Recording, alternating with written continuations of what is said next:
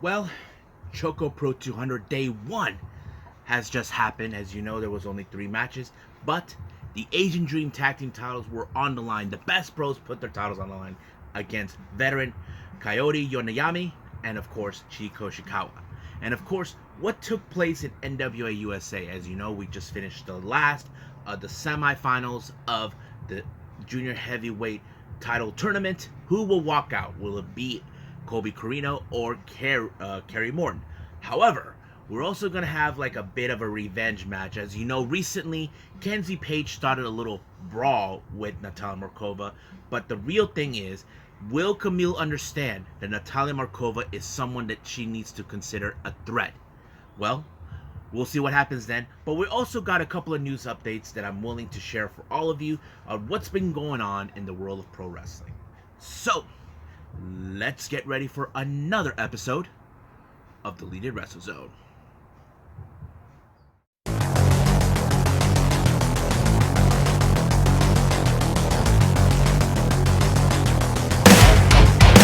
Are you ready? Get up, get up! Get up, get up! Get up, get up! Get up, get up! Get up, get up! Get up, get up!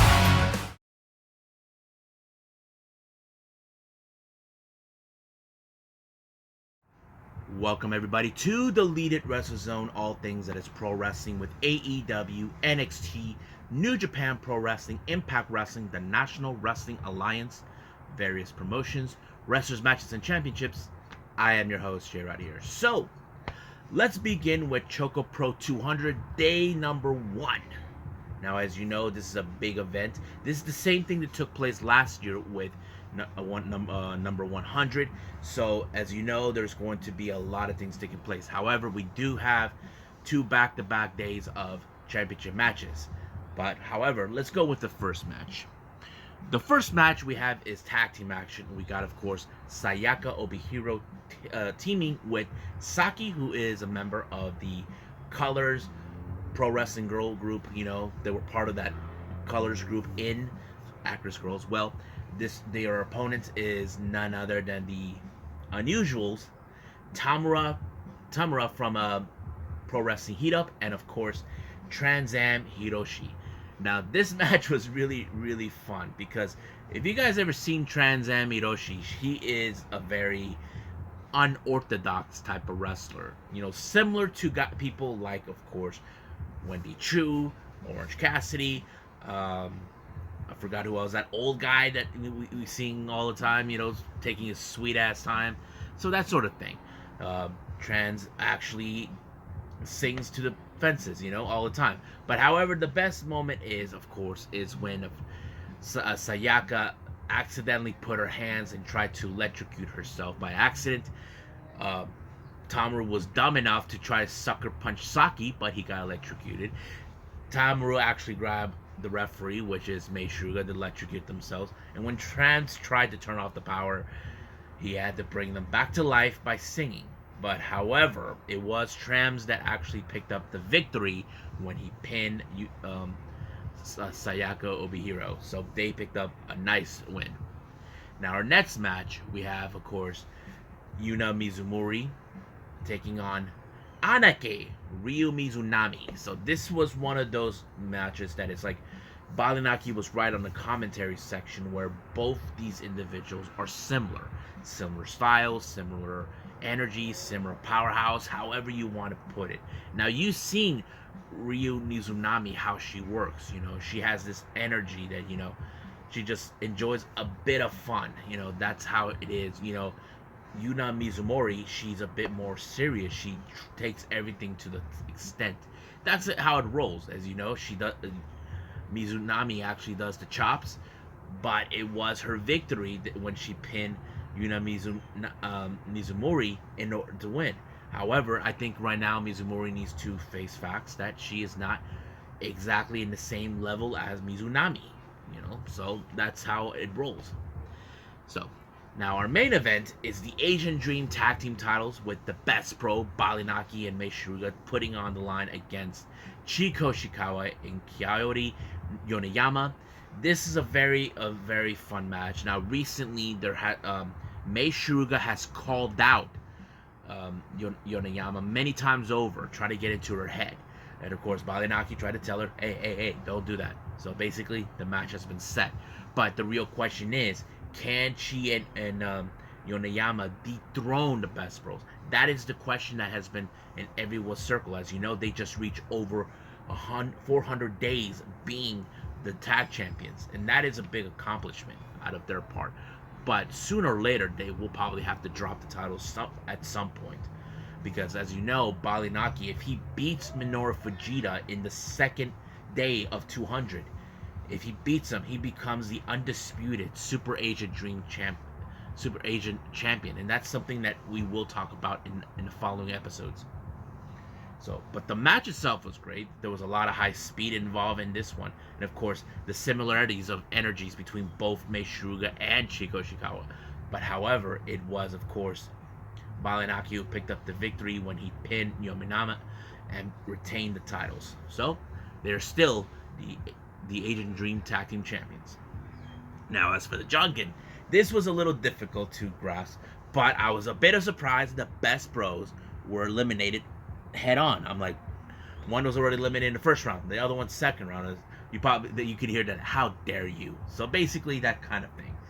But to my surprise, I did not expect Sayaka Obihiro to pick up the victory. I was surprised that she actually pulled it off. So she won the Junkin and the piece of chocolate. So I can't wait to see what's going to happen day 2, but that's for another time. But right now, let's move on with NWA USA.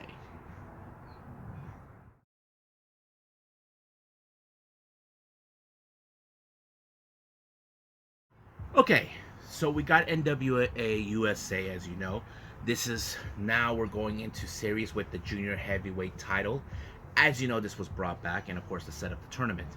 It opened up with Austin Aries giving an interview to May Valentine, giving his thoughts on what Homicide said to him. As you know, Homicide, the one thing he also has in his mind is on this title. So both Austin Aries and here are in the finals, and also Darius Lockhart. But however, we do have to say, if I'm Austin Aries, don't lose focus on the other competitors you may have to challenge one of these for this title. As you know, we have Austin as one of them. So is Homicide and Darius Lockhart. But there's one more match that he needs to contend, and that is, of course, the match between Kerry Morton, the son of Ricky Morton, and of course, we cannot forget Kobe Carino, the son of Steven Carino. Now, Kobe Carino, as you know, has believed that that his second generation, he is the top of all the second generations, that he is more important than Kerry Morton. So basically, that's how it is. But luckily, in this particular, you didn't see any cutting corners with Kobe. He didn't need the fixers or use anything. But it was more like a battle that, you know, it was straight up, but you know how cocky, of course, and obnoxious Kobe Carino can get. And that kind of plays out as the way. But fortunately, Kobe Carino walked out as the victor. But like I said, Austin Aries need to stay focused on the other competitors, because you cannot just focus on one. You got the other two there, Darius Lockhart and of course Kobe Carino. So Austin, please pay attention to those guys. Now, we have series and interviews that took place. As you know, Anthony Mayweather has been down on his luck for a while with the whole thing with Jack Stain getting a restraining order, and of course recently Nick Aldis approached him last time during an NWA USA, trying to tell him to get his head out of his ass and focus. And of course, Mayweather agrees with him. So basically, he's starting to say, yes, I've been losing it, you know, and all this. And of course, he did talk about how he believes that he had 9 out of 1 time to defeat Marcy Rocket. But Black G's took his time trying to say that he will not beat him. They believe that Idolmania Sports Management are in full control of the NWA. But of course, Mayweather does not want to hear it. But Black G's did hinted that he has something in store, something that of course will change the landscape. He refuses to say, but whatever it is, I have this feeling it has something to do with the title. Now, our next interview was conducted by Mal Valentine. She had Strictly Business. She each spoke on their individualities, what's been going on. As you know, May Valentine did point it out that Natalia Markova is a problem. Now, if I'm Camille, I know you shouldn't be, that you are the brick house, the one who is unstoppable.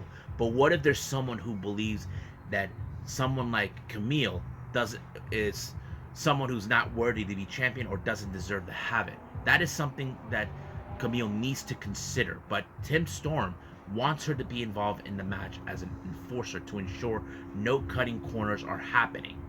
But of course, later she broached about, of course, to Tom Latimer, telling him about Mayweather, how Mayweather, he will never be a member of Strictly Business since he's also friends with Nick Aldis. And then, of course, the problem is now Chris Adonis is waking up, seeing that many people are saying negative comments about that he will never defend the title because he's too scared. But this time, he's like, okay, I will put the title on the line. I will defend it. So happy. So he's not happy about the doubters calling him out, but that's what he has to do. Now, our next match, we have, of course, Kenzie, Paige, and Natalia Markova facing off. These two ladies went to hell and back. Tim Storm and Camille were in the ringside. However, the match was pretty good. But at some point, Natalia Markova decided to change her focus onto Camille. So basically, she is trying to get in her skin. As you know, there is one thing it does make clear. If Natalia Markova is possibly a major threat to Camille's title reign. So basically, Tim Storm is trying to tell her, look, you are the women's champion. Okay, get that to your head. Not only that, you got this woman who is a problem. Okay, she may target you for that title. Now, Camille may not be worried about it, but if I'm her, I would definitely be worried about it. So that's what happened. She didn't pay attention, and of course, Markova started a problem, and that piece of garbage, Raven, tries to act like he thinks that, oh, Tim Storm's a problem. No, you're allowing a problem to take place. Natalia Markova has been causing all kinds of hell, but unfortunately, they couldn't stop this. Markova has proven time and time how she's that good and well-deserving of everything, that she deserves all the spotlight. But I hope Camille wakes up and sees Markova is someone you should not, turn your head away. You need to pay attention, because sooner or later, if it's not Markova or someone will dethrone her.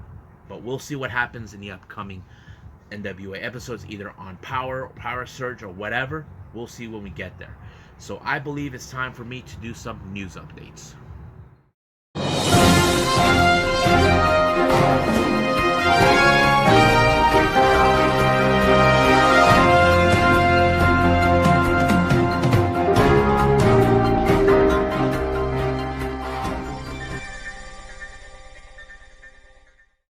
Okay, so here are the updates here for everyone to know. It's been revealed now that WWE has offered a contract to the prodigy, Rok-C. If you guys know Rok-C, she was the Ring of Honor Women's World Champion. She is one of those highly regarded wrestlers and trained under Booker T at the age of 16. She did try it out did some WWE tryouts this recently, not too long ago, at the Performance Center. So basically, there is high hopes that she could be in there. I know many fans would rather see her go somewhere else, but it's still unclear whether she took the offer or not. But if she did, then we'll wish her nothing but luck. But I just hope WWE does not screw her up, even if they put her in the main roster. Now, the next upcoming news, this was reported by PW Insider. It's been reported, as you know, we haven't seen Brian Cage appeared on AEW television for almost since October of 2021. I know there's been a lot of heat he's been getting, especially coming from his wife, Melissa Santos. I don't blame her what she was feeling.